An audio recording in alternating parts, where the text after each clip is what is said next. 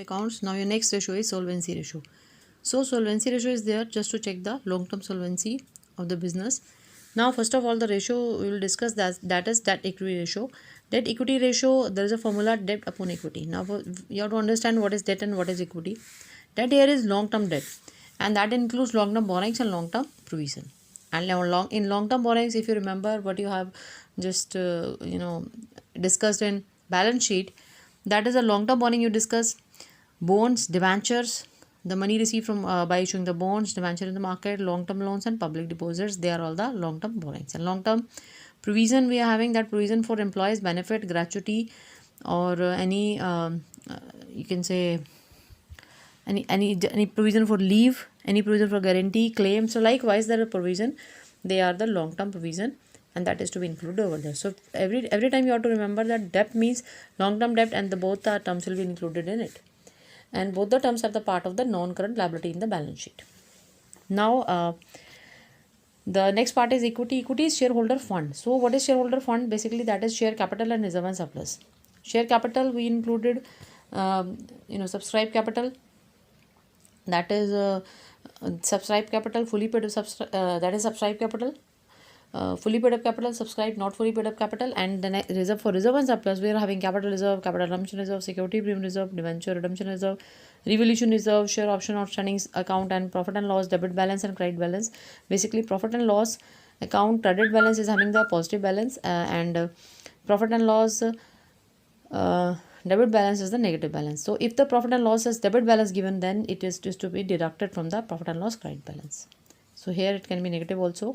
What we have done in the partnership, or in the case of sole proprietor, we used to show the profit and loss debit balance on the asset side, but here we have to show the profit and loss debit balance as a negative in the reserve and surplus, under the heading of reserve and surplus. Here the ideal ratio is 2:1. So ideal, there is a high debt equity ratio that is given, that is a danger signal for the long term lenders. So the ratio should be low. So like debt and equity, they both are in the ratio. So debt 2:1 is the okay, then the ratio should be less than 2:1, because equity should always be more than debt. So 2 times of debt or equity is you can say is the more than 2:1 is the danger signal for the all the lenders, and 2:1 is considered as ideal one, or 1:1 is also considered as ideal one. Now for solving the question, so in 29th question, there is the information given, balance sheet of X Limited, and shows the following information as of 31st March 2020.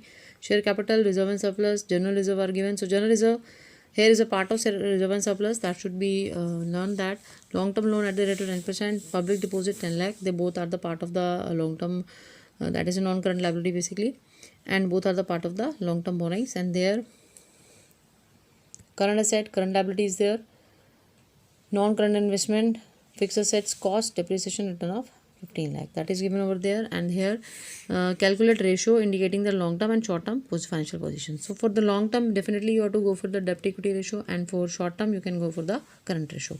Now for calculating these both the ratios, so for solving this question, first of all you have to take the share capital, then reserve and surplus. General is a part of this, so you can ignore this item. And here the total of this that is a shareholder fund, that is the 25 lakh. Now a long term loan and public deposit, they are the non-current liability, they are the 40 lakh and 10 lakh. And now the current asset and current liabilities are there. So now the current, there is a non-current investment and fixed asset less depreciation was given over there.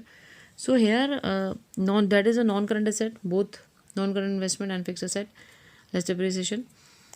Now you have to calculate debt equity ratio. So debt upon equity is the formula here. Now first of all, long term loans and public deposits, they both are the debt.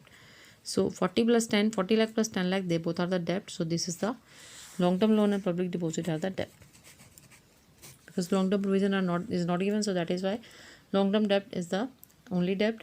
Now for the calculation of the equity, so here share capital, reserve and surplus both are given. This is share capital, this is reserve and surplus. So 25 lakh is the total.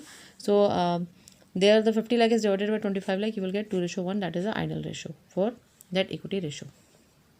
Now the current ratio, the formula is current asset upon current liabilities. This is the formula of current ratio. and there is the current liabilities is given over there. That is a current liability, that is a current asset. So 16 lakh by 10 lakh, you will get the current ratio, that is 1.6 ratio 1. So now the 30th question I'm doing for you. Calculate the debt equity ratio from the following. So here tangible fixed asset, intangible fixed asset, it is given, that is non-current asset. Now current asset is given, current liability, long-term borrowings and long-term provision. It means debt is given. So here the calculation part, for that first you have to match up the things, because you cannot use the thing, use all the item in your own way. So first of all, you have the particular idea for balance sheet. The item shown systematic, that is shareholder fund first of the item, then share application and outstanding amount, then non-current liabilities and current liability, and here is non-current asset and then current asset. This is the rough format of balance sheet and main headings of balance sheet. Now the things are given in question number 30, that is a tangible fixed asset is given, so I just have put it over there under the non-current asset. Then intangible fixed asset, definitely the item of non-current asset is given, current asset is given, okay, and then current liabilities is given over there, that will shift over there, current liabilities. And then in 30th question you will have long-term borrowings, long-term provision, that is a non-current liabilities, both are the part of the long-term liabilities. This item is that is not to be given in your question anytime, because that is not considered over there also, so you will consider it as 0. Now all the items are given. There you have to calculate shareholder fund. So for shareholder fund, you are a formula you have generated over there, that is non-current asset plus current asset minus current liabilities minus non-current liability, you will get the shareholder fund. So likewise you can also correlate the formula, and the formula is non-current asset plus current asset minus current liabilities minus non-current liabilities. Here you will get the shareholder fund, 12,50,000. Again I am just going through the formula, that is non-current asset plus current asset minus, this is the total of the asset side, minus current liabilities minus non-current liability, you will get the shareholder fund. And that is also given, working capital is given in your question.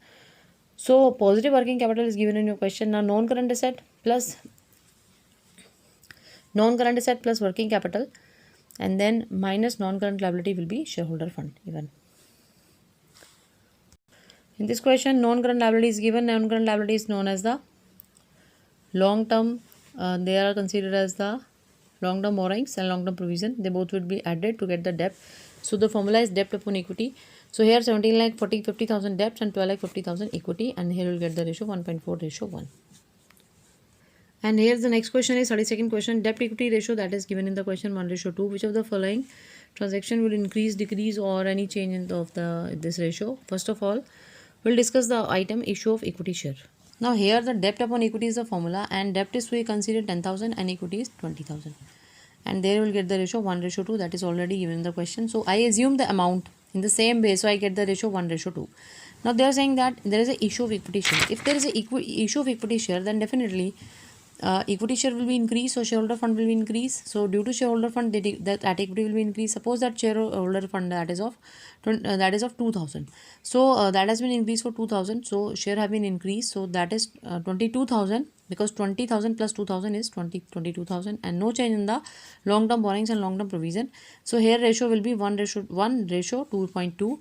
So here you are seeing that that is a ratio is decreasing basically, because earlier it was 1:2 and now it is. So here the ratio, impact of ratio has been decreasing, because 1:2, that is you will get ultimately 0.5 ratio 1, and here 1:2.2, and there will get 0.45 ratio 1. So likewise that ratio has been decreasing in the same way, and the decrease in debt equity ratio is good. That shows the good sound solvency position of the firm.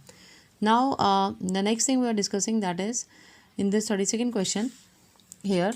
So next point here is 4th point, repayment of long term borrowings. There is a repayment of long term borrowings. So long term borrowings have been paid off. So earlier the ratio 10,000 by 20,000. So I just made the amount so that I got 1:2. Now there is a repayment of long term borrowings. Long term borrowings is including, that is debt upon equity, is just on the numerator part. Suppose that is of 5,000. So 10,000 minus 5,000 will be 5,000. And because there is a repayment of long term borrowings, so definitely the payment has been done in this part. So here debt upon equity is there, so equity will be remain constant, and there is a change in the long term borrowings because that has been paid. So here the ratio has been decreasing. 1:2 and 1:4, you can take the LCM and just get to know that the ratio is decreasing. Now the 33rd question we are having this for the same thing. There the ratio is given 2:1 in 33rd question. Now there is a first question, that is a issue of preference share. Now issue of preference share is there and debt upon equity is there. So there is the preference share has been issued. Definitely the equity part will be increasing because earlier it was 2:1. Now that equity part will be increasing. So suppose the amount of preference share is 10,000, so that will be increased 10,000 plus 10,000 is 20,000. Now the ratio will be 1:1. So here you can just analyze that ratio has been decreasing, which is good for the solvency position of the long-term solvency position for the company, because less debt is there, so more credibility is with the company. Now the next thing, second point is there, buyback of its own share by company. So company can buy back its share under a particular section. So if the company buy back the share, that means there is no more share, so shares has been decreasing in this way. So for solving this question, suppose the formula is debt upon equity 20,000 by 10,000. That ratio is given already in the question, 2:1. Now there is a buyback of shares, so definitely the shares has been the equity and shareholder fund will be decreasing because shares has been decreasing. So there is a preference share that has been decreasing by 5,000 suppose. So the shareholder fund will remain as a 5,000. Now debt is 20,000 and here you will get the 2:1. Earlier it was and now it will be 4:1. So in this way you can see the ratio has been increasing. Now the next thing is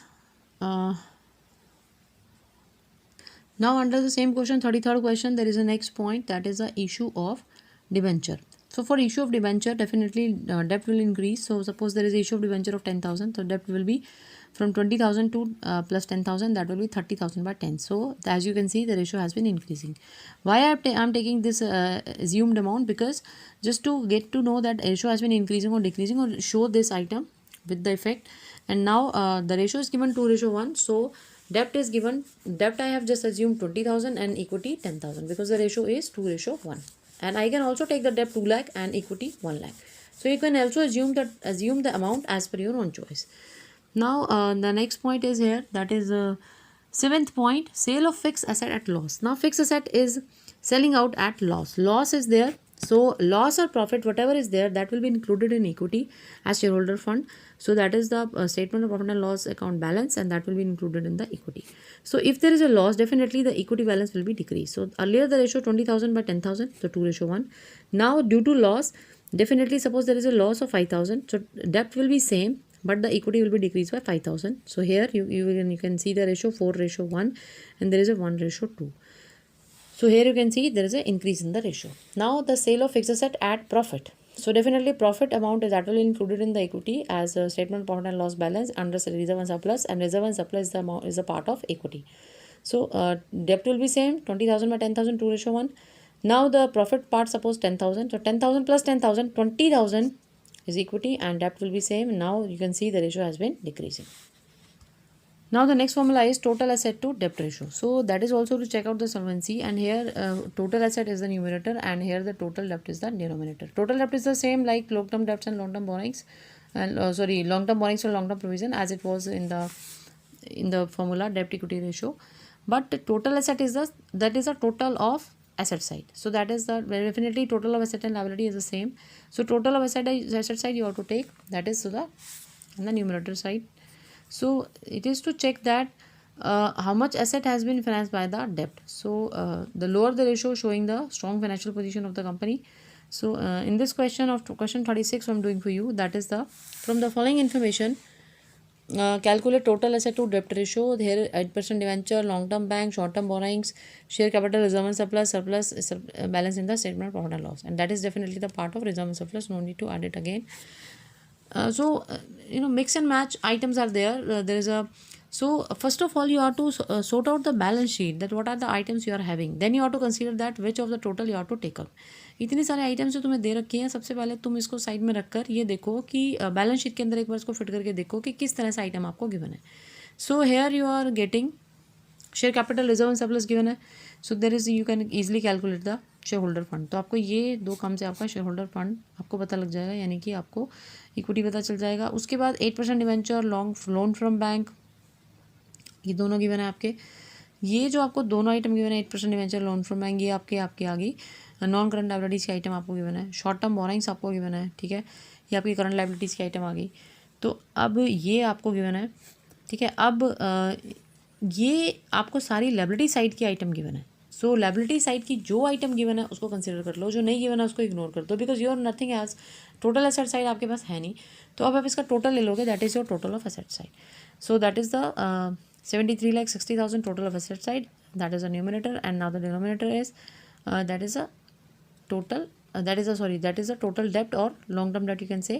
तो इसके अंदर long term borrowings और provision का total ले लोगे, ठीक है। Long term borrowings और प्रोविजन का टोटल आपको यहाँ पर मालूम है। लॉन्ग टर्म बोरिंग्स हैं आपकी 8% debenture loan from bank, provision is not given over there, so 40 lakh is there।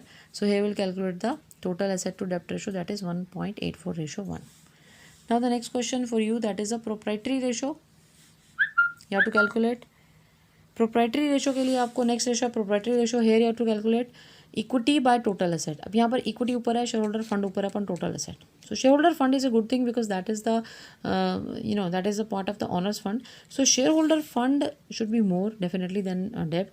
so shareholder fund upon total asset, that represent now the higher the ratio is indicating the higher financial position। there that has been analyzed that how much total asset is to be financed by shareholder fund, the ratio between that। now the proprietary ratio, we are doing the 42nd question here। so while doing the 42nd question, first you have to read out the question। 42nd question, calculate the proprietary ratio from the following: fixed asset, current asset, 8% debenture, 10% mortgage loan, 10 bank overdraft, and then trade payables are given over there। now to sort out the things, first you have to make the a rough format of balance sheet। so there is a shareholder fund, then then non-current liability, then current liability। here you are having the non-current asset, and then there is a current asset। this is the rough format। so you have to put out the items, so sort out that how much, which of the total you have to take in this particular question। so here in this question 42nd, fixed asset is given, definitely that is the part of this non-current asset।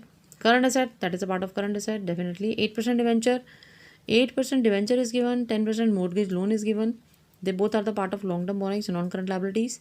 now bank overdraft, trade payables, they are the part of the current liability। so likewise I have sorted out the items। so such type of items are given, nothing has been given out from the side of shareholder fund, which I needed most। so here I am taking the total of this particular asset side and deducting this current liabilities and non-current liability, and after that I will get the shareholder fund। so here you will get the formula: total asset minus non-current liabilities minus current liability, you will get the equity shareholder fund, that is 7,30,000 in this question। after putting up everything, then you have to come to know that find this item you have to calculate। now this is the equity, and now you have to take the total assets. total of asset is 20 lakh, so 7,30,000 there is a 7 lakh basically equity। so in this question you have to calculate the total of asset side, that will be 20 lakh for 42nd question, and then equity will be calculated, total asset minus non-current liability minus current liability, you will get the shareholder fund। then shareholder fund by total asset will be the that is the proprietary ratio। now the 43rd question, here you have to calculate the current asset over there: equity share capital 25 lakh, 6:1 preference share capital is given, general reserve, profit and loss balance, fixed asset, and then proprietary ratio is already given over there। so here you have to calculate current asset, again you have to put all the item in the set of the balance sheet here also।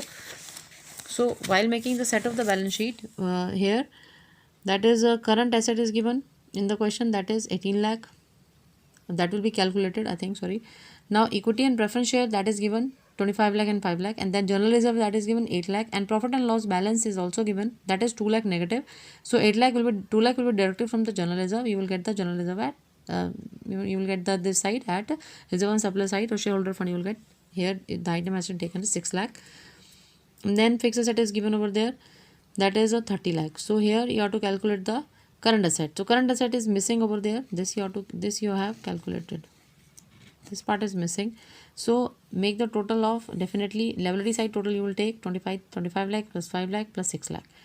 so and then deduct is that is the 48 lakh minus 30 lakh, it will be the that is 18 lakh you will get as current asset, and 48 lakh for the total of this particular side। after deducting this fixed asset, you will get the current asset।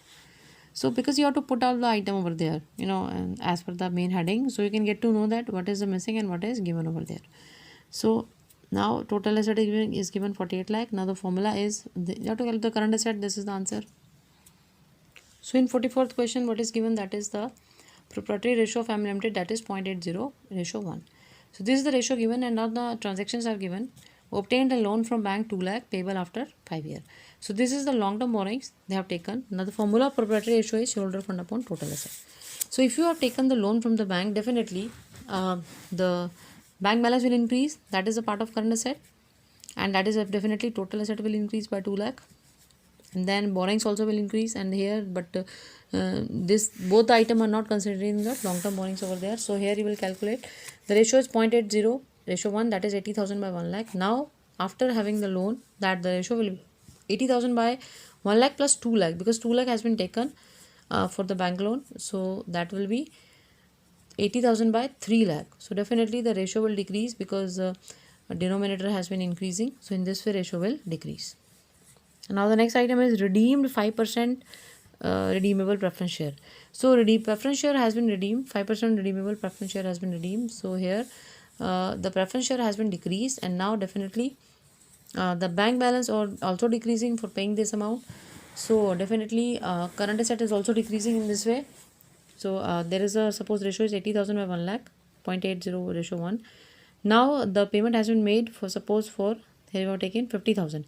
So 80,000 minus 50,000, preference share has been, the preference share has been, the redeemable option, that is 1 lakh. So suppose here we are taking 0.80 ratio 1. Now the information given in the question, if we have to follow that, then definitely 2 lakh is the given in the question, that is the proprietary ratio. So 2 lakh is the total asset, and 1,60,000 is considered with the shareholder fund. So here we will get the ratio 0.8 ratio 1. आपको 0.8 ratio 1 लेके आनी है, चाहे आप 1,60,000 bye 2 lakh करो, चाहे आप यहाँ पर कोई और इसमें नंबर फिक्स करो जिससे आपकी रेशो 0.8 रेशो 1 ही आए.